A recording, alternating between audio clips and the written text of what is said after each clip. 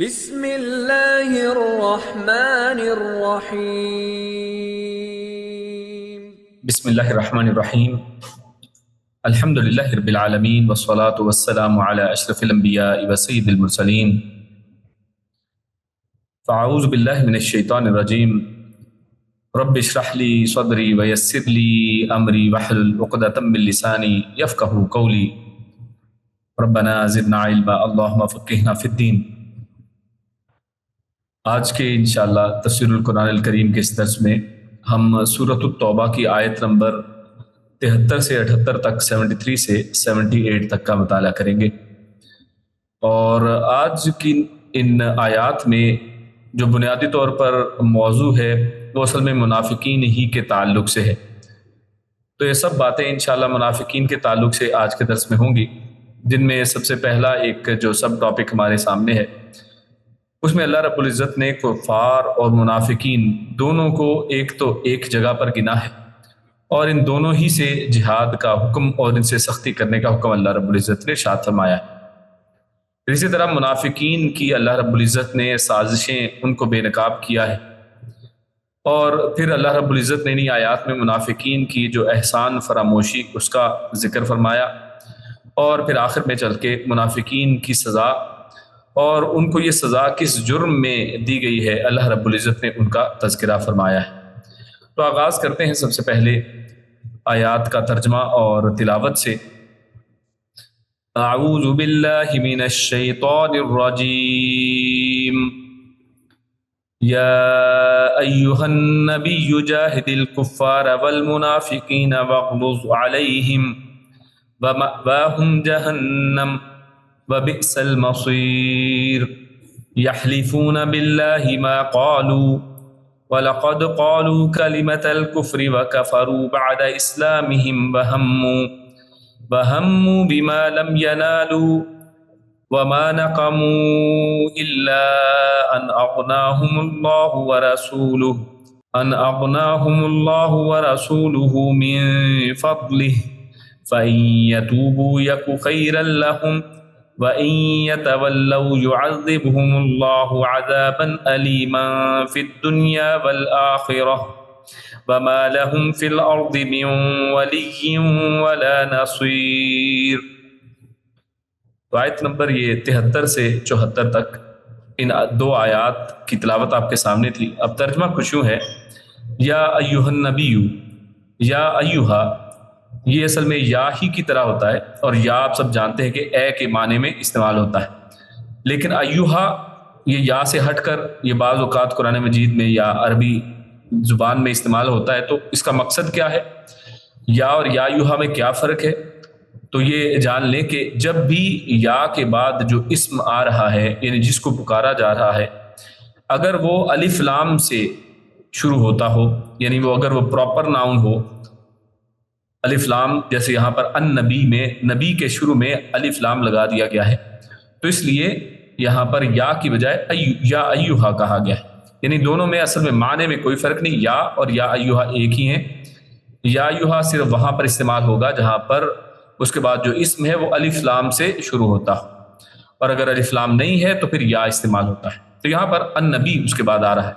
یعنی اے نبی صلی اللہ علیہ وسلم، یعنی خاص نبی مراد ہے، اور مراد یہاں پر رسول اللہ صلی اللہ علیہ وسلم۔ فرمایا جاہدی، جاہد، تو یہ فعل امر ہے، حکمیہ انداز ہے، عربی زبان میں حکم کے طور پر استعمال ہوتا ہے، یعنی آپ جہاد کیجئے الکفارہ، کافروں سے، اور الکفارہ یعنی تمام کافر اس میں شامل، والمنافقین، اور منافقوں میں بھی الف لام لگا دیا جیسے الف لام کفار میں ہے، تو اس میں تمام کا معنی وہ شامل ہے، اور سب منافقوں سے۔ وَغْلُظْ، اور سختی کیجئے، علیہم، ان پر، وَمَأْوَاهُمْ، اور ٹھکانہ ہے ان کا، جہنم، جہنم ان کا ٹھکانہ ہے، وَبِئْسَ، اور بہت بری ہے، المصیر، لوٹنے کی جگہ، یعنی جہنم وہ بہت ہی بری لوٹنے کی جگہ ہے۔ یحلفون، وہ حلف اٹھاتے ہیں، یحلفون میں جو حا لام فا ہے درمیان میں بلیک کلر میں، تو یہ اردو زبان میں بھی حلف اردو زبان میں استعمال ہوتا ہے، قسمیں اٹھانے کے لیے، قسمیں کھانے کے لیے، حلف لینا، حلف اٹھانا، یہ لفظ اردو میں عام فہم ہے۔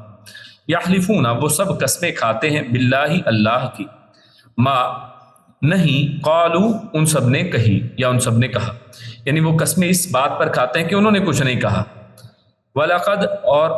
حالانکہ لقد البتہ تحقیق، یا اس کا اصل معنی لے تو لام لام تاکید ہے، تاکید کے لیے آتا ہے، اور قد یہ بھی یقینی معنی کے لیے ہوتا ہے، یعنی یقین در یقین، یعنی انتہائی یقینی بات یہ ہے کہ قالو کہ ان سب نے کہا ہے یا وہ سب کہہ چکے ہیں، کلمۃ الکفری کفر کی بات، وکفروا ان سب نے کفر کیا، بعد اسلامہم اپنے اسلام کے بعد، یعنی اپنے اسلام لانے کے بعد، وہم اور ان سب نے ارادہ کیا، بما اس کا جو لم نہیں ینالو وہ سب حاصل کر سکے، یعنی انہوں نے اس بات کا ارادہ کیا جسے وہ حاصل نہ کر سکے یا کر نہ پائے، وما اور نہیں ناکاموں میں یہ انتقام کا جو اردو میں لفظ ہوتا ہے یہ وہی ہے ناکاموں، اور نہیں ان سب نے انتقام لیا الا مگر ان یہ کہ اغناہم غنی کر دیا ان کو، اغنا میں غنی کا معنی یعنی بے پرواہ کر دینا، غنی کا اصل معنی کیا ہے؟ بے پرواہ ہونا، یعنی انسان کے پاس اتنا مال و دولت یا اس انداز میں رزق آ جائے کہ وہ بے پرواہ ہو جائے کہ اس کے پاس کیا ہے، اس کو فکر اس کی باقی نہ رہے. تو مگر یہ کہ غنی کر دیا ان کو اللہ نے، ورسولہ اور اس کے رسول نے، من فضلہ اپنے فضل سے. فَإِن پھر اگر یتوبوا وہ سب توبہ کر لیں، یکو تو ہوگا خیرن بہت بہتر، لہم ان کے لیے. اور یہاں پر خیرن میں بہت کا معنی کہاں ہے؟ اس کے نکرہ ہونے میں، خیرن کے آخر میں جو تنوین ہے وہ نکرہ کی طرف اشارہ کرتی ہے، اور نکرہ وسعت اور زیادہ کی طرف اشارہ کرتا ہے، تو یہ ان کے لیے بہت بہتر ہوگا. وَإِن يَتَوَلَّوْا وَإِن اور اگر يَتَوَلَّوْا وہ منہ پھیر لے، کس چیز سے؟ یتوبو یہ جو پیچھے بات آئی ہے، اور اگر وہ اس توبہ کرنے سے منہ پھیر لے، يُعَذِّبْهُمْ تو وہ عذاب دے گا ان کو، اللہ یعنی وہ اللہ ان کو عذاب دے گا، عذاباً علیماً، عذاباً ایک، اور یہاں پر بھی دیکھیے نکرہ ہے، علیماً یہ بھی نکرہ ہے، مطلب کیا ہوا کہ بہت دردناک، بہت زیادہ درد والا عذاب اللہ ان کو دے گا، فی الدنیا دنیا میں، والآخرہ اور آخرت میں، وما لہم وما اور نہ ہوگا لہم ان کا یا ان کے لیے، فی الارض زمین میں، من ولیٍ ولی میں سے، ولی دوست کو کہتے ہیں، مددگار کو کہتے ہیں، یعنی مددگار اگر کوئی ہو بھی تو ان میں سے بھی ان کا کوئی مددگار نہیں ہوگا، ولا اور نہ ہی نصیر کوئی بھی مددگار یا نصرت کرنے والا، نہ کوئی دوست اور نہ کوئی مددگار. اب ان دو آیات ان کی تفسیر کی طرف چلتے ہیں. اللہ رب العزت نے اس آیت میں جو سب سے پہلی آیت نمبر 73 ہے، اس میں اپنے نبی صلی اللہ علیہ وسلم یعنی محمد رسول اللہ صلی اللہ علیہ وسلم کو مخاطب کرتے ہوئے ایک حکم ارشاد فرمایا ہے. اصل میں آپ جانتے ہیں کہ مدینہ آنے پر رسول اللہ صلی اللہ علیہ وسلم جب مدینہ آتے ہیں تو بہت وقت تک منافقین ان کے اوپر اللہ رب العزت نے نرمی والا معاملہ ان منافقین کے ساتھ کرنے کا حکم رکھا کہ آپ ان کے ساتھ نرمی برتیے، ان کی سازشوں اور ان کی کمینگیوں حالانکہ وہ واضح تھیں، اللہ رب العزت اپنی وحی کے ذریعے سے بارہا ان کو جو ہے جاگزی کرتا رہا، اللہ کے نبی صلی اللہ علیہ وسلم کو اس کے بارے میں بتاتا رہا،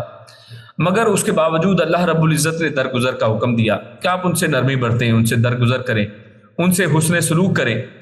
اور اس کے پیچھے وجہ کیا تھی؟ تاکہ ان کی اصلاح ہو جائے، اور ایسا نہ ہو کہ لوگ کوئی کہے کہ کہنے والا کہے کہ جناب ان کو موقع نہیں دیا گیا ہے، ان کی اصلاح کی کوشش نہیں کی گئی ہے. اور اسلام اور قرآن مجید اور اسلام کی ایک ایک آیت، قرآن مجید کی ایک ایک آیت یہ ہمیں سکھانے کے لیے، ہماری ہدایت کے لیے، ہماری نصیحت کے لیے کیونکہ اتری ہے.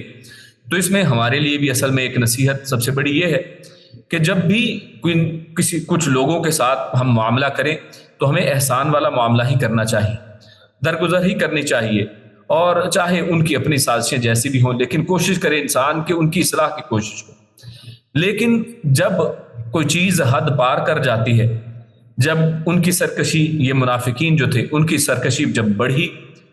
تو پھر اللہ رب العزت نے یہ حکم دیا جس کا یہاں پر تذکرہ اللہ رب العزت نے فرمایا ہے. اور کیا فرمایا؟ یا ایھا النبی جاہد الکفار والمنافقین واغلظ علیہم. یہاں پر ایک تو یہ اللہ رب العزت نے، جیسے پچھلی دفعہ بھی ایک آیت میں اس طرح حوالہ آیا تھا کہ اللہ رب العزت نے وہاں پر بھی کفار کے ساتھ منافقین کا تذکرہ کیا تھا۔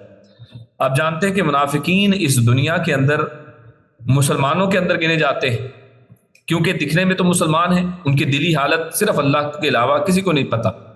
اللہ کے علاوہ کوئی ان کے حالتوں کو جاننے والا نہیں ہے، یا پھر رسول اللہ صلی اللہ علیہ وسلم جب تک موجود تھے اللہ رب العزت وحی کے ذریعے سے رسول اللہ صلی اللہ علیہ وسلم کو خبردار کرتا رہتا، لیکن آج کوئی اگر منافق ہو تو ہمیں معلوم نہیں ہے، وہ مسلمانوں ہی میں شمار ہوتا ہے۔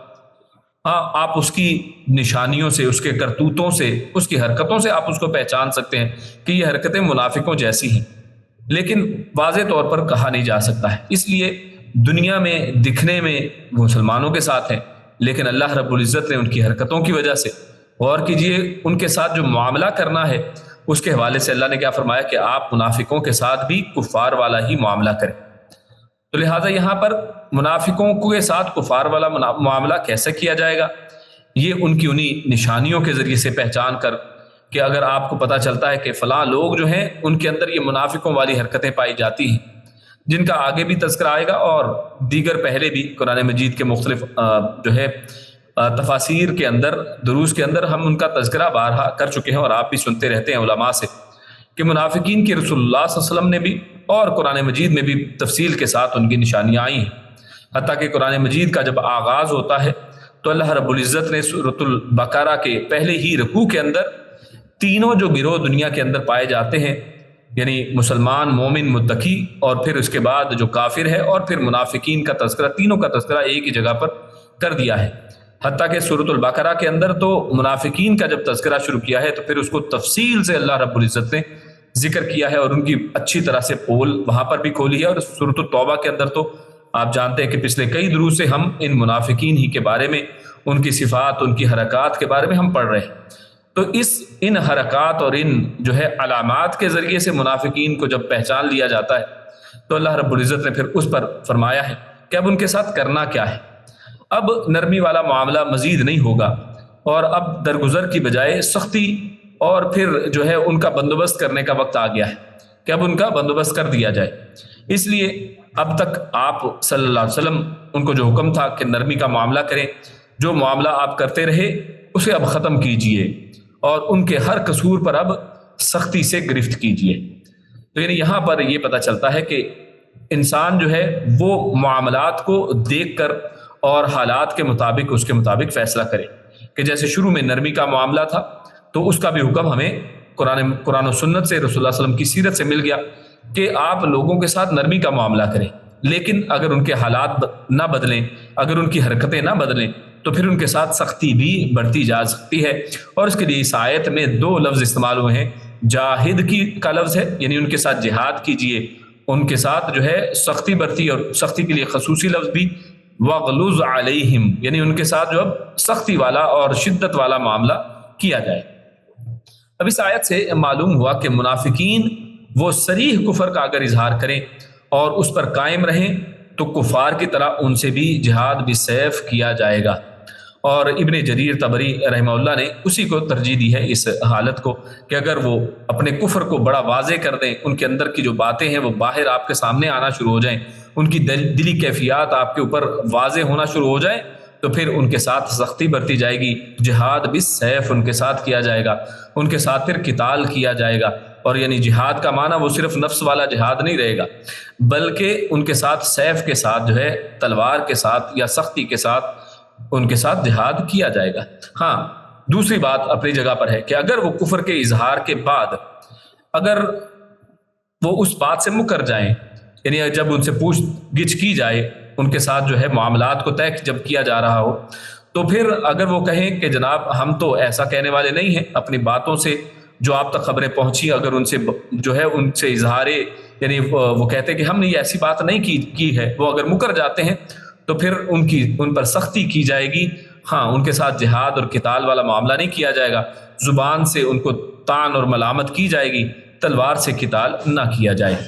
ہاں، حدود الہی ان پر ضرور نافذ کی جائیں گی، کہ اگر انہوں نے کوئی ایسا جرم کیا ہے جس پر کوئی حد نافذ ہوتی ہے تو حد کو ان کے اوپر نافذ کیا جائے گا۔ کیونکہ رسول اللہ صلی اللہ علیہ وسلم نے منافقین سے قتال بالسیف نہیں کیا ہے، بلکہ قتل کی اجازت طلب کرنے پر بھی اللہ کے نبی صلی اللہ علیہ وسلم نے کیا فرمایا کیونکہ رسول اللہ صلی اللہ علیہ وسلم رحمت للعالمین تھے اور اپنے ان حالات کو بھی بہتر طور پر جانتے تھے، تو اللہ کے نبی صلی اللہ علیہ وسلم نے فرمایا کہ رہنے دو، لوگ کہیں گے کہ محمد صلی اللہ علیہ وسلم اپنے ہی ساتھیوں کو قتل کرتا ہے۔ تو رسول اللہ صلی اللہ علیہ وسلم نے ایک حکمت کے تحت ان کے ساتھ اس انداز میں، یعنی قتال ان کا نہیں کیا ہے، سیف کے ساتھ، تلوار کے ساتھ ان کے ساتھ سختی نہیں کی ہے، بلکہ اس موقع پر بھی ایک حکمت کے ساتھ کام دیا کہ رہنے دیجئے، کیونکہ لوگ کہیں گے کہ اللہ کے نبی صلی اللہ علیہ وسلم اپنے ہی ساتھیوں کو قتل کرتے ہیں، کیونکہ دکھنے میں یا شمولیت میں تو مسلمانوں کی جماعت میں شامل ہے نا، تو یہ حکمت اس کے پیچھے تھی۔ اس پر حافظ ابن کثیر رحمہ اللہ مختلف اقوال نقل کرنے کے بعد وہ لکھتے ہیں، جیسے آپ نے بھی دیکھ لیا کہ اس حوالے سے ہمارے سامنے مختلف اقوال اور رسول اللہ صلی اللہ علیہ وسلم کی سیرت کے حوالے سے ہمارے سامنے بات واضح ہو گئی کہ قرآن مجید تو ان کے ساتھ جہاد اور سختی کی بات کرتا ہے، نبی اکرم صلی اللہ علیہ وسلم کی سیرت ہمیں ملتی ہے کہ اللہ کے نبی نے کبھی بھی ان کے ساتھ سیف کے ساتھ، تلوار کے ساتھ جو ہے جہاد یا قتال نہیں کیا ہے، تو پھر ان کو کیسے دیکھا جائے گا؟ تو وہ کہتے ہیں کہ ان اقوال میں اختلاف نہیں ہے، یعنی ایسا نہیں ہے کہ یہ کوئی ایک دوسرے کے مخالف باتیں ہیں کہ ایک کو رد کر دیا جائے ایک کو لے لیا جائے، بلکہ اصل بات یہ ہے کہ مختلف حالات میں حسب موقع سزا دی جا سکتی، کہ حالات کے اعتبار سے مومن جو ہیں یا خلیفہ وقت جو ہے وہ اصل میں فیصلہ کرے گا کہ اب ان کو کس انداز میں سزا دینی ہے، کیا ان کے ساتھ صرف سختی کرنی ہے، صرف ان کو ڈانٹ ڈپٹ کی جائے گی، لعنت ملامت ان کی جائے گی، یا پھر ان کے اوپر واقعی ان کے ساتھ جو ہے وہ قتال کیا جائے گا۔ یعنی منافقین اگر صریح کفر کے اظہار کی جرت کریں تو پھر ان سے کفار کی طرح ہی معاملہ کیا جائے گا۔ تو یہ اس آیت کے اندر جو اللہ رب العزت نے حکم دیا، تو اس کا آیت کے اندر کیا حکم ہے اور رسول اللہ صلی اللہ علیہ وسلم نے کس طرح اس کے اوپر عمل کر کے دکھایا، تو دونوں ہی پہلو ہمارے سامنے واضح ہو جاتے ہیں۔ اس کے بعد آگے ہم چلتے ہیں اس سے اگلی آیت کی طرف، آیت نمبر 74 میں اللہ رب العزت نے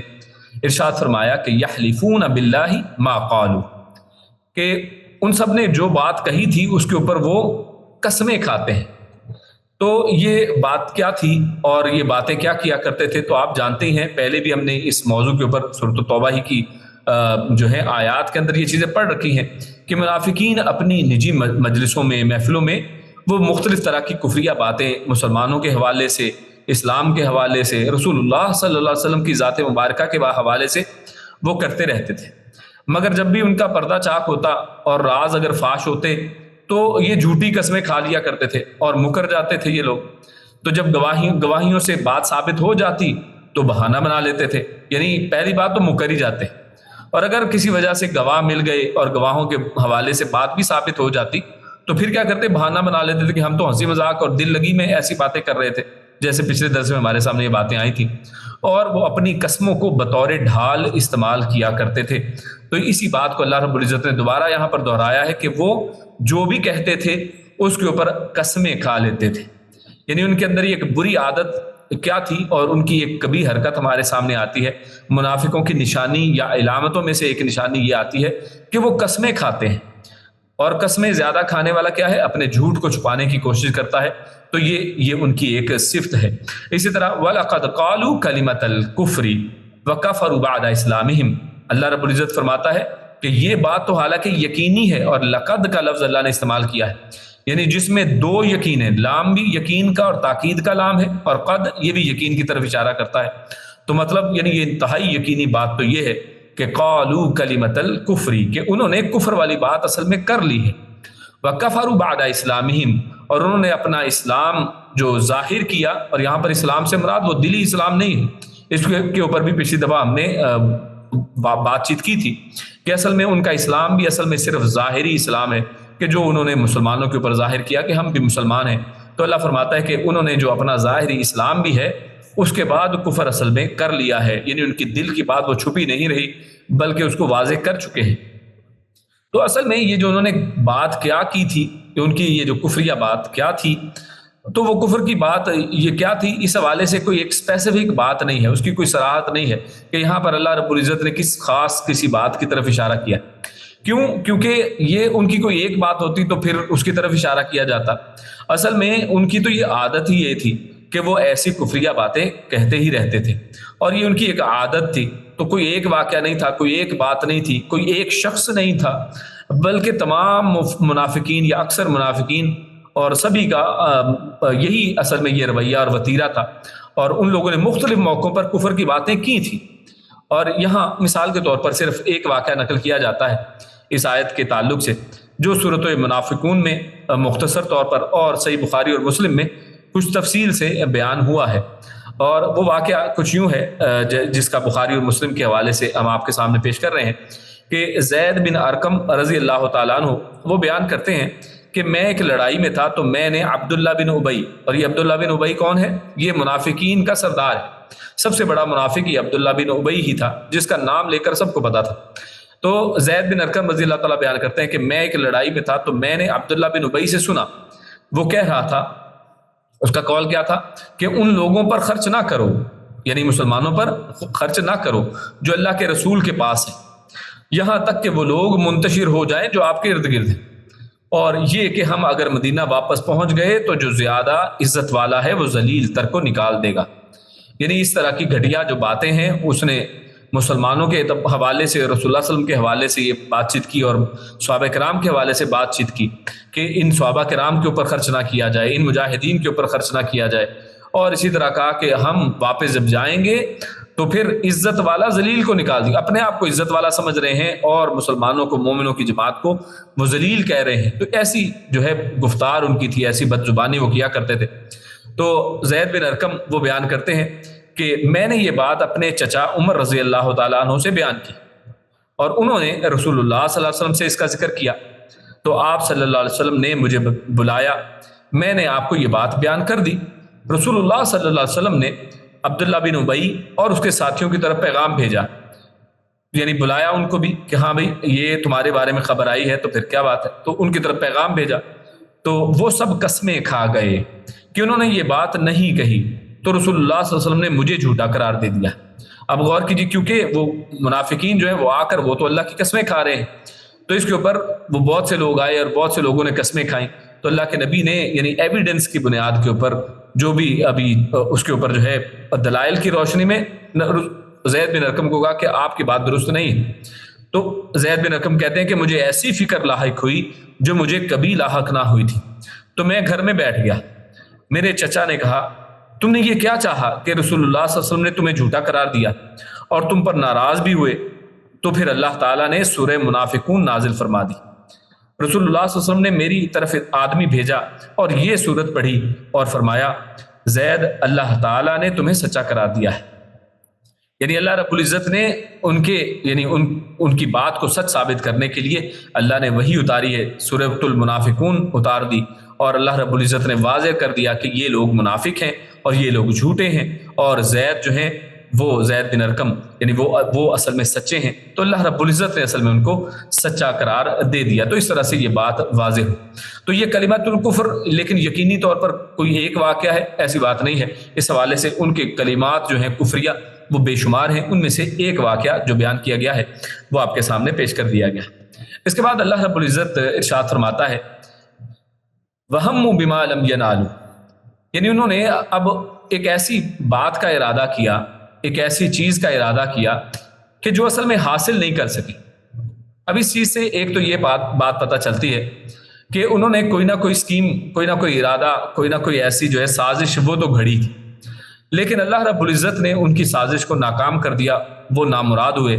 اور یہ اصل میں کوئی ایک دفعہ ایسا نہیں ہوا ہے، منافقین نے جب کبھی بھی کوئی سازش کی ہے، جب کبھی بھی کوئی منصوبہ بنایا ہے تو اللہ رب العزت نے اسے ناکام ہی کیا ہے۔ تو اس حوالے سے مسلمانوں کے لیے ایک خوشخبری بھی ہے اس کے اندر کہ مسلمانوں کو اپنے ایمان کے اوپر اور اپنے اسلام کے اوپر اصل میں پکے اور سچے رہنا چاہیے، اور اپنے اسلام اور ایمان کی فکر کرنی چاہیے، اور منافقین سے خوفزدہ نہیں ہونا چاہیے۔ ہاں ان سے ہوشیار ضرور انسان رہے، لیکن خوفزدہ نہیں ہونا چاہیے، کیونکہ اللہ رب العزت ان منافقوں کی سازشوں کو ہمیشہ ناکام بناتا رہتا ہے، اور ان منافقوں کی کوئی ایک سازش نہیں تھی، بارہا انہوں نے ایسی سازشیں، ایسی جو ہیں جو ارادے کیے،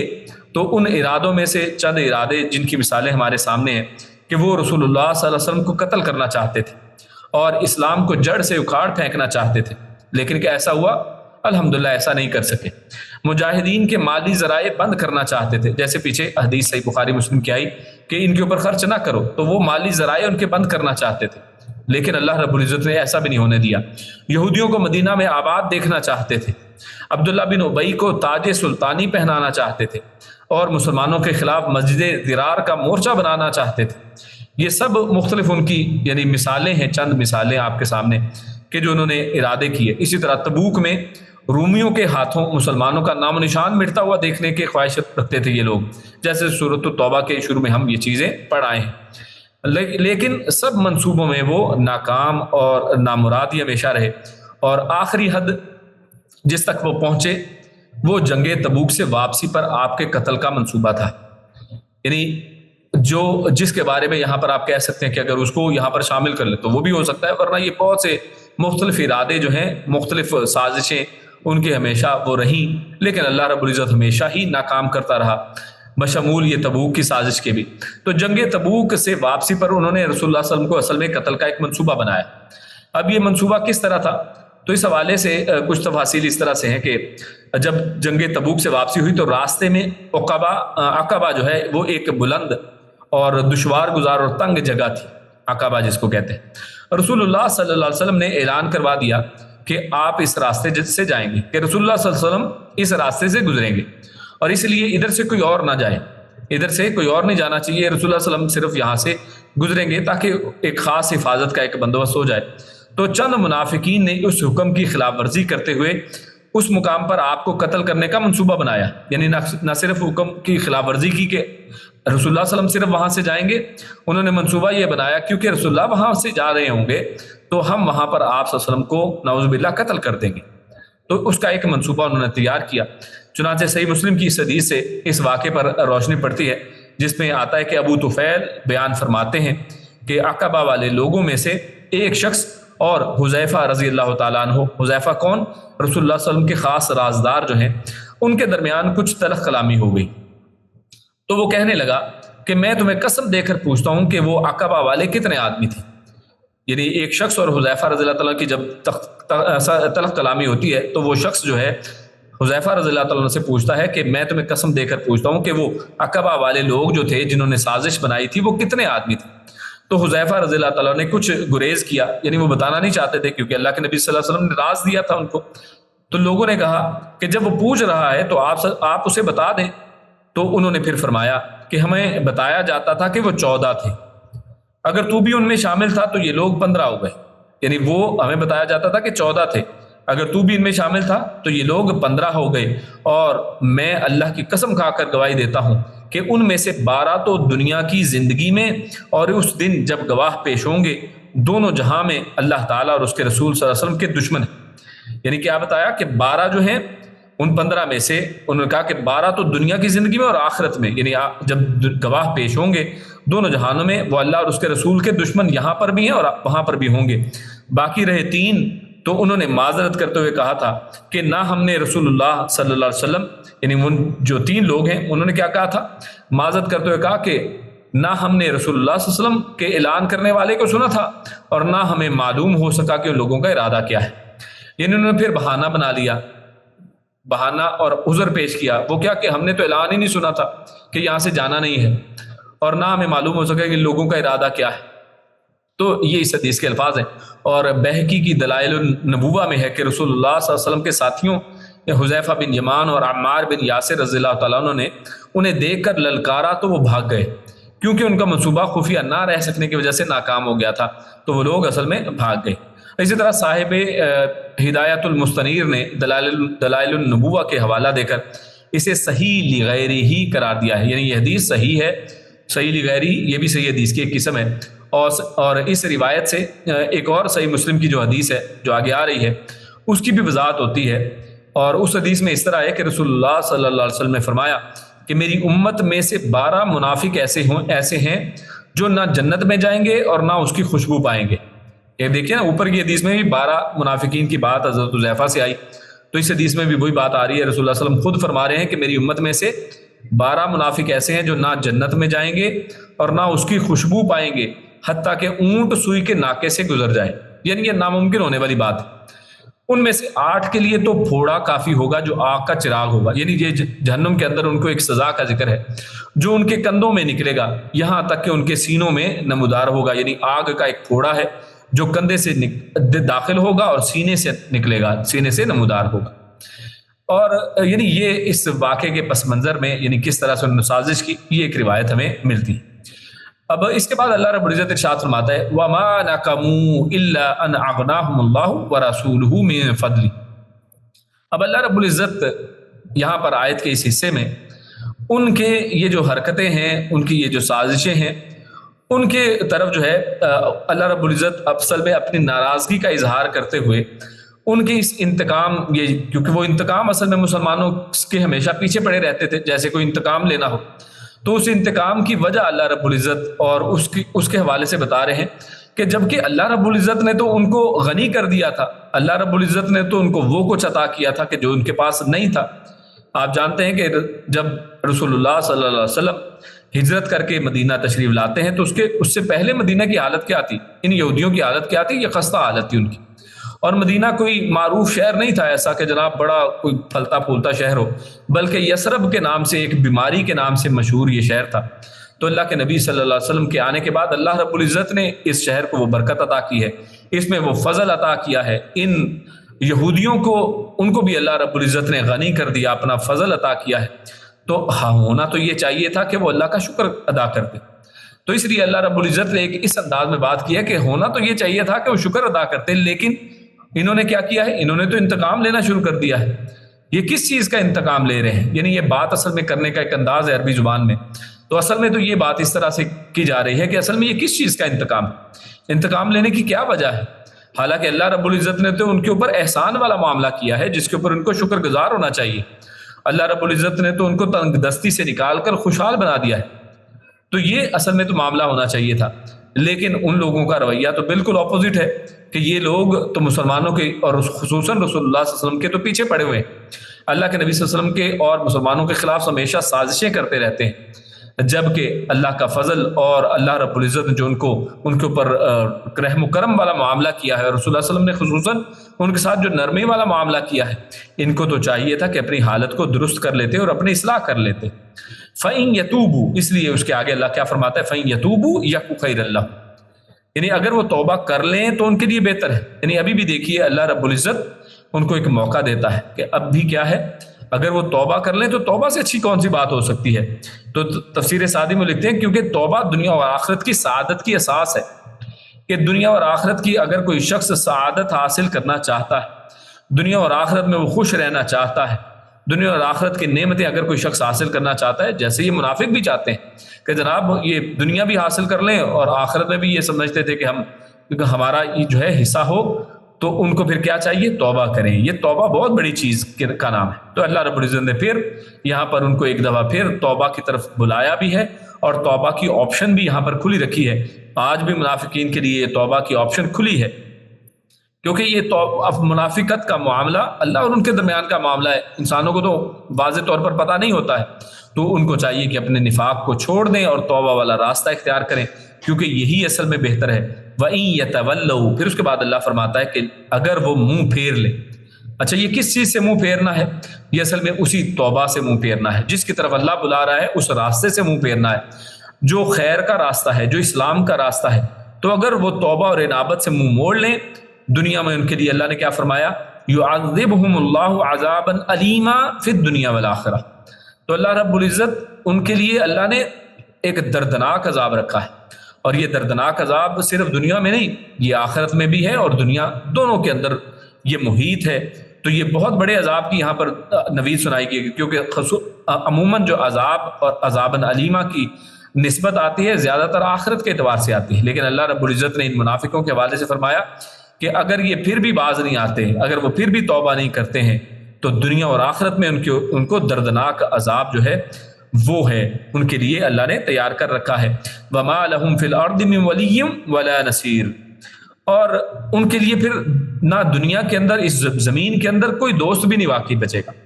اب آج کے اگر حالات دیکھ لیں تو یہ جو لوگ آج اسلام کے خلاف ہیں، ان کو چاہیے سمجھ جائیں، کیونکہ آج اگر اسلام دشمنی کریں گے، آج اگر اسلام میں رہتے ہوئے اپنے آپ کو مسلمان کہتے ہوئے اسلام کے جو قوانین ہیں، اسلام کے جو حدود ہیں، اسلام کا جو شرعی لا ہے، اور ان سب کے اوپر یہ لوگ اعتراض کرتے ہی رہتے ہیں. اگر یہ ایسا کریں گے تو دنیا بھی ان کے ہاتھ سے جانے والی ہے اور آخرت میں تو ان کا انجام جو ہے وہ ہونے ہی والا ہے. تو اللہ رب العزت اپنی جو فتح و نصرت سے ان کو دنیا میں وہ فتح و نصرت سے محروم کر دے گا. نبی اکرم صلی اللہ علیہ وسلم نے جو عزت ان کو عطا فرمائی ہے ان سے یہ ہاتھ دھو بیٹھیں گے اور غم و حزن جو ہے وہ اس کا شکار ہو جائیں گے. اور آخرت میں تو یقیناً جہنم ان کا ٹھکانہ ہے ہی. اور دنیا میں بھی یقیناً ایسے لوگ جو ہیں دنیاوی کچھ فائدہ وقتی طور پر تو حاصل کر لیتے ہیں, لیکن دنیا میں ان کا کوئی دوست اور مددگار نہیں ہوگا. جیسی دوستی اور مدد جو ہے اللہ رب العزت دے سکتا ہے, ان کے مقابلے میں ان کی کوئی دوستی اور مددگار نہیں ہے. یہ لوگ چاہے امریکہ کو اور اسی طرح کے جو کفر ہے اور طاغوت ہیں ان کے پیچھے ان کی دوستیاں تلاش کرتے رہیں, یہ چاہیں سمجھیں کہ جناب ہمیں تو بہت بڑی زبردست جو ہے الائنس مل گئی ہے, ہمیں بہت بڑے زبردست اور سخت اور طاقتور دوست مل گئے ہیں, لیکن ایسا نہیں ہے. یہ جو ولی اور یہ دوست اور یہ مدد ہے یہ کسی کام کی نہیں ہے. یہ اللہ کے سامنے جب اللہ کا عذاب آتا ہے اس کے سامنے یہ کوئی مدد نہیں کر سکتے, اور یہ سب تنکے کی طرح بہہ جاتے ہیں. جب اللہ رب العزت اپنے عذاب کو لے کر آتا ہے تو پھر کسی کو بچا نہیں سکتے ہیں یہ لوگ. یہ اس کے سامنے سپر پاوریں جو ہیں وہ ہیچ ہو جاتی ہیں. اس کے بعد اللہ رب العزت اگلی جو آیات ہیں 75 سے 78 ان میں کیا فرماتا ہے, تو سب سے پہلے تلاوت اور پھر ترجمہ اور تفسیر کی طرف چلتے ہیں. اللہ فرماتا ہے وَمِنْهُمْ مَنْ عَاهَدَ اللَّهَ لَئِنْ آتَانَ مِنْ فَضْلِهِ لَنَصَّدَّقَنَّ وَلَنَكُونَنَّ مِنَ الصَّالِحِينَ فَلَمَّا آتَاهُمْ مِنْ فَضْلِهِ بَخِلُوا بِهِ وَتَوَلَّوْا وَهُمْ مُعْرِضُونَ فَعَاقَبَهُمْ نِفَاقًا فِي قُلُوبِهِمْ إِلَى يَوْمِ يَلْقَوْنَهُ بما أخلفوا الله ما وعدوه وبما كانوا يكذبون ألم يعلموا أن الله يعلم سرهم ونجواهم وأن الله علام الغيوب. اللہ تعالیٰ فرماتا ہے ان آیات میں وَمِنْهُمْ اور منہم ان میں سے, یعنی ان میں کچھ ایسے ہیں من جنہوں نے عہد عہد کیا اللہ سے. کیا عہد ہے؟ لَإِن کہ البتہ اگر آتانا اس نے دیا ہمیں, عطا کیا اس نے ہمیں, من فضلہ اپنے فضل سے, لنصدقن تو البتہ ضرور ہم صدقہ کریں گے, ولنکونن من الصالحین اور البتہ ضرور ہم ہو جائیں گے صالحین میں سے, نیکوکاروں میں سے. فلما پھر جب آتاہم اس نے دیا انہیں, من فضلہ اپنے فضل سے, بخیلو تو ان سب نے بخل کیا, وہ سب بخیلی کرنے لگے, بھی اس میں یعنی جو انہوں نے جس کا وعدہ کیا تھا, جس کا عہد کیا اس سے بخیلی کرنے لگے. وَتَوَلَّوْا اور پھر وہ پھر گئے کس سے؟ اپنے عہد سے. وَهُمْ اور وہ اس حال میں تھے کہ وہ معرضون وہ سب اعراض کرنے والے تھے, منہ موڑنے والے, روح گردانی کرنے والے تھے. فَأَعْقَبَ یہ عقاب سزا کی طرف اشارہ ہے. عَقَبَ تو اس نے سزا دی, ہم انہیں نفاقن نفاق کی. اب یہ دیکھیے سزاؤں میں سے ایک سزا نفاق کی سزا بھی ہے. اللہ فرماتا ہے تو اس نے سزا دی انہیں نفاقن نفاق کی, فی قلوبی ان کے دلوں میں, الی یومی یلقونہ الی طرف یا تک, یومی دن, یلقونہ وہ ملیں گے, وہ القاء کریں گے, ملاقات کریں گے, اس سے یعنی اس دن تک جب وہ اللہ سے ملیں گے اس وقت تک یہ لوگ منافقی اب رہیں گے. اللہ رب العزت نے یہ سزا سنائی بما اس وجہ سے جو اخلفو ان سب نے خلاف ورزی کی اللہ کی, ما وعدوہ ما جو وعدو ان سب نے وعدہ کیا اس سے, یعنی انہوں نے اس چیز کی خلاف ورزی کی جس کا وعدہ انہوں نے اللہ سے کیا تھا. وبما اور اس وجہ سے جو کانو وہ تھے, یکذبون وہ سب جھوٹ بولتے. علم یعلمو کیا نہیں, یعلمو ان سب کو معلوم ہوا, ان اللہ کہ بے شک اللہ, یعلم وہ جانتا ہے, سرہم ان کے راز, و نجواہم اور نجوا یہ سرگوشی کو یعنی خسر پسر جو انسان کان میں کرتا ہے اس کو کہتے ہیں. اللہ ان کے راز اور ان کی سرگوشیوں کو جانتا ہے. وان اللہ اور یقینا اللہ, علام وہ خوب علم والا ہے, الغیوب غیب کی باتوں کا. تو ان آیات میں اللہ رب العزت نے جن مضامین کو کے بارے میں ذکر کیا ہے یہ منافقین ہی کے حوالے سے ہیں. اور اللہ رب العزت ارشاد فرماتا ہے کہ ان منافقوں میں سے کچھ ایسے بھی ہیں کہ جو اصل میں احسان فراموش ہیں, کیونکہ کیا فرمایا وَمِنْهُمْ مَنْ عَاهَدَ اللَّهَ لَئِنْ آتَانَا مِنْ فَضْلِهِ لَنَصَّدَّقَنَّ وَلَنَكُونَنَّ مِنَ الصَّالِحِينَ کہ ان لوگوں نے اصل میں اللہ رب العزت سے عہد کیا کیا تھا کہ اگر اللہ رب العزت نے ہمیں اپنے فضل سے عطا کیا تو پھر ہم کیا کریں گے، ہم ضرور صدقہ کریں گے، اللہ کے راستے میں خرچ کریں گے اور ہم ضرور نیک لوگ بن جائیں گے۔ اب غور کیجئے، ایسے کئی وعدے ہم میں سے بھی کتنے لوگ کرتے ہیں؟ تو کیا ہم بھی کہیں منافقوں میں سے تو نہیں ہے کہ یا اللہ مجھے اتنا تو عطا کر دینا تو میں اتنا خرچ کروں گا، میں ایسا ہو جاؤں گا، ویسا ہو جاؤں گا۔ لیکن غور کیجئے، کیا ہم بھی ایسے تو نہیں ہیں کہ ہم صدقہ کرنے سے میں جو ہے ہمیں چاہیے تھا کہ صدقہ کرتے ہم، لیکن اپنا ہاتھ روک لیں اور ہم نیک بننے کی بجائے ہم بھی بدی کے راستوں پر چل جائیں؟ کیونکہ جب پیسہ آتا ہے تو ان پیسے والے لوگ جو ہیں وہ اپنے آپ کو پھر کچھ اور سمجھتے ہیں، اپنی سوسائٹی کو بدل لیتے ہیں، اپنے دوستوں کو بدل لیتے ہیں، اور ان کے دوستوں میں پھر ایسے لوگ آتے ہیں جو شرابی ہیں، کبابی ہیں۔ تو اللہ رب العزت نے یہاں پر منافقین کے ایک گروہ کا تذکرہ کیا ہے کہ منافقین ان میں سے کچھ لوگ ایسے ہیں کہ جو احسان فراموش، اللہ اور رسول جن کی بدولت انہیں یہ خوشی اور خوش نصیبی حاصل ہوئی ہے، جیسے پیچھے ہم نے تذکرہ کیا کہ اصل میں تو یہ جو منافقین تھے مدینہ میں رہنے والے منافق، تو ان کی حالت مدینہ کی حالت جیسی تھی، ان کی بھی اسی طرح کی خستہ حالی تھی، اور اسی طرح وہ کوئی بہت امیر نہیں تھے، اور اسی طرح ان کے پاس کوئی بہت مال و دولت نہیں تھا۔ اللہ رب العزت نے اس اسلام کی بدولت مال غنیمت مسلمانوں کے پاس آیا، جہاد کی بدولت اللہ رب العزت نے مسلمانوں کو وہ عطا کیا جس کو اللہ نے اپنا فضل کہا ہے، تو لہٰذا ان کو خوش نصیبی حاصل ہوئی۔ لیکن انہوں نے کیا کیا ہے، اس احسان فراموشی کی، انہی کے خلاف بگڑ کر یہ اپنے دلوں کا فساد ظاہر کر رہے ہیں، اور انہوں نے اللہ تعالیٰ سے عہد تو یہ کیا تھا کہ اگر اس نے ہمیں اپنا فضل عطا کیا تو ہم صدقہ بھی ضرور کریں گے اور نیک بھی ہو جائیں گے۔ اچھا، اس حوالے سے یہ جو واقعہ ہے، یعنی یہ جو یہاں پر اللہ رب العزت نے جس موضوع کی بات کیا کہ یہ اپنے عہد پر جو ہے، عہد جو انہوں نے کیا ہے اس کے اوپر قائم نہیں رہتے ہیں، اور ان کے عہد اصل میں کیا ہے کہ ہم صدقہ کریں گے اور ہم صالح بن جائیں گے۔ تو اس حوالے سے ایک روایت پیش کی جاتی ہے، بعض مفسرین نے ان آیات کا سبب نزول جس کو اصل میں بیان کیا ہے، اور وہ روایت ثعلبہ بن حاطب رضی اللہ تعالی عنہ ان کے حوالے سے ہے کہ وہ کہتے ہیں کہ ان آیات میں اصل میں ثعلبہ بن حاطب کی طرف اشارہ ہے کہ ان کا یہ فعل ایسا تھا کہ ثعلبہ بن حاطب نے رسول اللہ صلی اللہ علیہ وسلم سے مال کے لیے دعا کروائی اور صدقہ کرنے کا وعدہ کیا۔ جب مال بہت بڑھا تو نماز باجماعت چھوڑنے کے بعد جمعہ بھی چھوڑ دیا، یعنی نہ باجماعت نماز پڑھنے لگے بلکہ جمعہ کو بھی چھوڑ دیا، اور زکوٰۃ لینے والا اس کے پاس گیا تو کہنے لگا کہ یہ تو جزیہ ہی ہے، یعنی نہ زکوٰۃ دینے کی طرف آئے حالانکہ مال اللہ نے عطا کر دیا، اور نہ ہی نماز کی طرف آئے۔ اور رسول اللہ صلی اللہ علیہ وسلم نے پھر اس کے اوپر کیا فرمایا کہ افسوس ثعلبہ پر، یہ سن کر وہ زکوٰۃ لے آیا،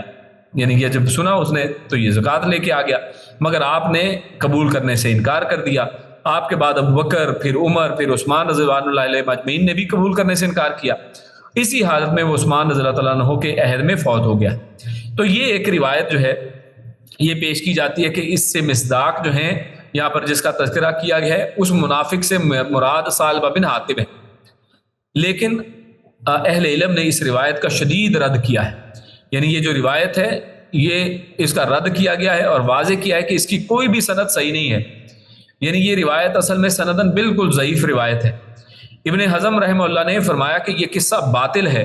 کیونکہ ثعلبہ رضی اللہ تعالیٰ عنہ وہ بدری صحابی ہیں، یعنی جن کے بارے میں یہ اصل میں ساری یہ روایت پیش کی جا رہی ہے، یہ تو جان لیں کہ وہ صحابی ہیں کون، یہ ثعلبہ بن حاطب رضی اللہ تعالیٰ عنہ جو ہیں یہ ایک بدری صحابی ہیں، اور بدری صحابیوں کا مقام و مرتبہ تو آپ جانتے ہیں کہ صحابہ کرام کے جو درجات ہیں ان میں سب سے افضل درجوں میں سے ایک درجہ ان کا ہے، یعنی عشرہ مبشرہ کے بعد جو بہترین لوگ ہیں ان میں سے بدری صحابی ان میں سے ایک ہے کہ جن کے اگلے پیچھے اللہ رب العزت نے گناہوں کو معاف کر دیا، جن کے دل میں اللہ رب العزت نے جھانک کے دیکھ لیا، تو ان کے بارے میں یہ روایت پیش کی جا رہی ہے۔ ایک یعنی اس کے متن پر بھی ابن حزم رحمہ اللہ نے تو اس کے متن پر بھی اعتراض کیا، یعنی اس کی جو سند ہے اس کے اوپر تو اعتراض ہے سو ہے، اس کے متن کے اوپر بھی اعتراض کرتے ہوئے انہوں نے کہا کہ یہ تو بدری صحابی ہیں جن کے بارے میں آپ ایسی باتیں اور اس طرح کے حدیث لے کے آ رہے ہیں۔ تو اس روایت کو دیگر جو ماہر نقاد محدثین نے بھی ضعیف قرار دیا ہے، یعنی صرف ابن حزم نہیں ہے ایسے، جیسے امام بہقی ہیں، امام قرطبی ہیں، امام حیثمی، عراقی، ابن حجر عسقلانی، اور اسی طرح سیوطی اور امام مناوی، ان سب نے اس کو ضعیف کہا، یعنی یہ کہنے کے متفقہ ہے کہ یہ حدیث ضعیف ہے، باطل ہے، اور اس قصے کی سند میں علی بن یزید، اسی طرح معان بن رفاع اور قاسم بن عبد الرحمن، یہ سب ضعیف راوی ہیں، اور ابن حزم رحمہ اللہ نے تو اس کو یعنی اس کے متن کے اعتبار سے بھی ضعیف قرار دیا ہے، اور انہوں نے اپنی جو کتاب المحلہ اس کے اندر اس کو ذکر کیا ہے، اور اسی طرح الاصابہ میں اس کا ترجمہ بعلبہ اور مجمع الزوائد اور ان سب میں اس بات کو واضح کیا گیا ہے کہ یہ روایت جس کو اس آیت کی شان نزول کے طور پر پیش کیا جاتا ہے، اور اس میں ثعلبہ بن حاطب رضی اللہ تعالیٰ عنہ کے اوپر یہ جو بہتان لگایا جاتا ہے کہ وہ اس سے مراد ہے، تو یہ بات درست نہیں ہے، چاہے اس کو مفسرین ذکر کرتے رہیں، لیکن سندن یہ بات ثابت نہیں ہے۔ اس کے بعد آیت نمبر 76 ہے، اللہ فرماتا ہے فَلَمَّا آتَاهُم مِّن فَضْلِهِ بَخِلُوا، یعنی اسی پچھلی آیت ہی کے تعلق سے یہ اگلی آیت اسی کو وضاحت کر رہی ہے کہ پہلی آیت میں فرمایا کہ ان لوگوں نے اصل میں اللہ رب العزت سے کچھ عہد کیا، اور عہد انہوں نے کیا کیا تھا کہ ہم اگر اللہ ہمیں عطا کرے تو ہم خرچ کرنے والے بن جائیں گے، بلکہ وہاں پر تشدیدیں ہیں بار بار۔ آپ آیت کو دوبارہ دیکھیے تو اللہ نے کیا فرمایا، لَنَصَّدَّقَنَّ، یعنی لام تاکید ہے، پھر صدقنا یعنی ہم ضرور یعنی اتنی شدت کے ساتھ انہوں نے یہ بات قسمیں کھا کھا کے کہی ہے کہ ہم ضرور ضرور جو ہے وہ خرچ کریں گے، اور ہم ضرور جو ہے صالح بن جائیں گے۔ لیکن اللہ فرماتا ہے فلما آتاہم، اللہ رب العزت نے ان کے عہد کے بعد اللہ نے تو عطا کیا ہے اپنے فضل سے، لیکن انہوں نے کیا کیا ہے، بخلوا بہ وتولوا وهم موردون، اب اللہ کا فضل ہوا اور اس نے مال و دولت سے نوازا تو انہوں نے اللہ کا عطا کردہ مال اسلام کی سربلندی کے لیے خرچ کرنے کی بجائے الٹا کام کیا کیا، بخل کیا، اور بخل کر کے اللہ اور اس کے رسول سے منہ ہی موڑ لیا، یعنی صرف بخیلی نہیں کی ہے بلکہ ساتھ ساتھ کیا ہے وَتَوَلَّوْا وَهُمْ مُعْرِضُونَ، انہوں نے منہ موڑ لیا ہے اور اعراض اب کرنے لگے ہیں، یعنی اب تو منہ ہی موڑ گئے ہیں اللہ اور اس کے رسول سے، جس کے نتیجے میں اللہ تعالیٰ نے قیامت تک کے لیے ان کے دلوں میں کیا ہے، آج جیسے اگلی آیت میں آ رہا ہے فَعَاقَبَهُمْ، اللہ نے پھر اس کا نتیجہ بتایا ہے کہ جب انہوں نے منہ موڑا ہے اور اللہ کی عہد شکنی کی ہے، اللہ کے ساتھ جو انہوں نے وعدہ کیا تھا اس کی خلاف ورزی کی ہے، حالانکہ اللہ نے اس کو وہ فضل عطا کر دیا، دو انہوں نے غلط کام کیے، ایک تو بخیلی کی، بخل کیا ہے، اور دوسرا اللہ اور اس کے رسول سے اعراض کیا ہے، تو اللہ نے بھی پھر انجام کے طور پہ کیا کیا ہے، فَعَاقَبَهُمْ، اللہ نے ایک سزا دی۔ اچھا یہ ایک ایسی سزا ہے جو بالکل مختلف ہے، اللہ نے سزا کیا دی ہے، نفاقاً فی قلوبہم، اللہ رب العزت نے جو ان کے دلوں کے اندر نفاق تھا نا اب اس کو پکا کر دیا ہے، یعنی نفاق تو ان کے دلوں میں پہلے سے تھا، منافق تو یہ تھے لوگ پہلے سے تھے، یہ ہم جانتے ہیں، لیکن اللہ رب العزت نے اب کیا کیا ہے، یہ ان کی سزا ہے اصل میں کہ اب وہ اس نفاق سے کبھی بھی باہر نکل نہیں سکتے ہیں، اب وہ اس نفاق میں ہمیشہ رہیں گے، یعنی اس لیے یہ جو منافق ہیں ان کو ابھی سمجھ جانا چاہیے، جیسے پچھلی آیت میں آیا اللہ رب العزت نے موقع دیا ہے کہ باز آ جائیں، خیر ان کے لیے اسی میں ہے کہ وہ توبہ کر لیں اور اپنے وعدوں کے اوپر پورے اتر آئیں، لیکن پھر بھی اگر اس کے اوپر وہ پکے رہیں گے، خلاف ورزی کرتے ہی رہیں گے اور اللہ اور اس کے رسول سے منہ موڑتے ہی رہیں گے، تو اللہ رب العزت نے پھر سزا ایسی رکھی ہے کہ پھر آپ چاہیں گے بھی تو پھر نفاق سے باہر نہیں نکل سکتے، کیونکہ پھر اللہ رب العزت نے جو سزا دی ہے نفاقاً فی قلوبہم، کہ دلوں کے اندر اللہ رب العزت جو ہے وہ جھوٹ اور ان کا نفاق اس کو ڈال دے گا، کب تک، الی یوم یلقونہ، کہ جب تک ملاقات نہیں اللہ سے ان کی ہو جاتی، یعنی پھر وہ قیامت تک جو ہے اللہ سے ملاقات والے دن تک جو ہے وہ اس نفاق سے باہر نہیں نکل سکتے ہیں۔ تو یہ اصل میں ان کے اسی جو ہے وعدہ خلافی کا اصل میں ان کی سزا ہے کہ ان کے اعراض اور جھوٹ کا نتیجہ ہے کہ اب اللہ تعالیٰ نے قیامت تک کے لیے ان کے دلوں میں نفاق کو رکھ دیا ہے، اور بدعہدی اور جھوٹ کو آپ جانتے ہیں کہ احادیث میں منافقین کی نشانیوں میں سے گنوایا گیا ہے، ایک حدیث میں منافق کی 3 نشانیاں، اسی طرح ایک حدیث میں 4 نشانیاں بیان کی گئی، ان میں سے بدعہدی ایک نشانی ہے، اسی طرح جب بھی بولے وہ جھوٹ بولتے ہیں، وعدہ کرتے ہیں تو وعدے کی خلاف ورزی کرتے ہیں، جب بھی وہ کبھی کسی کے ساتھ کوئی جھگڑا معاملہ ہو جائے خراب تو پھر پھٹ پڑتے ہیں، تو یہ ان کی، اور اسی طرح امانت کی سے خیانت کرتے ہیں، امانت ان کے پاس رکھوا دی جائے تو اس کے اوپر خیانت کرتے ہیں، تو یہ سب ان کے اندر بیماریاں پائی جاتی ہیں، تو اللہ نے ان کے اوپر پھر اسی بیماری کو تا قیامت جو ہے اس کو لکھ دیا ہے کہ نفاق کی بیماری تمہیں پھر اب لگ گئی، ان کے دلوں میں اس نفاق کو اللہ رب العزت نے اس کی جڑیں پختہ کر دی ہیں،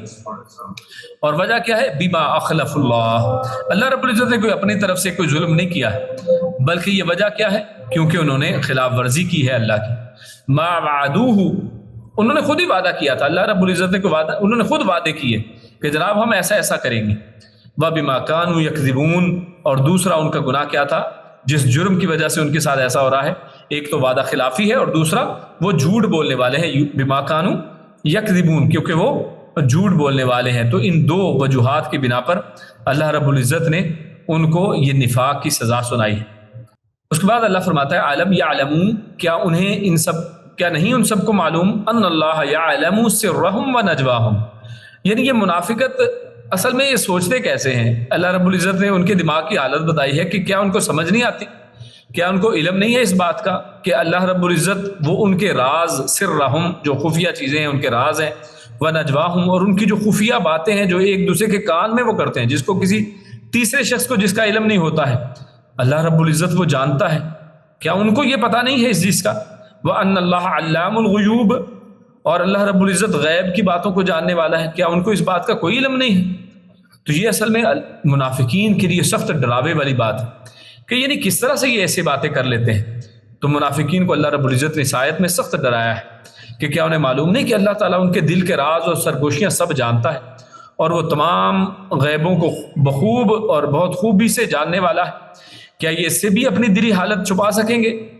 کیا اللہ رب العزت سے اپنے یہ رازوں کو چھپا سکتے ہیں؟ تو جب اللہ رب العزت کو سب معلوم ہے تو انہیں چاہیے کہ اپنی اصلاح کر لیں۔ تو اصل میں تو اس آیت میں بھی پیچھے یہی ہے کہ ان کو اپنی اصلاح کر لینی چاہیے، اپنے دماغ کے اوپر وہ افسوس کرنا چاہیے اور سوچنا چاہیے کہ ہم کس راستے پر جانے والے ہیں۔ اللہ رب العزت سے دعا ہے کہ اللہ رب العزت ہم سب کو بھی اس نفاق سے دور رکھے، ان منافقین کے حوالے سے جو نشانیاں جو اللہ رب العزت نے آیات میں اور پہلے بھی جو بیان کی ہیں، اللہ رب العزت ہم سب سے ان نشانیوں کو دور کر دے۔ اللہ رب العزت ہمیں خالص اور پکا سچا مسلمان بنائے۔ اللہ رب العزت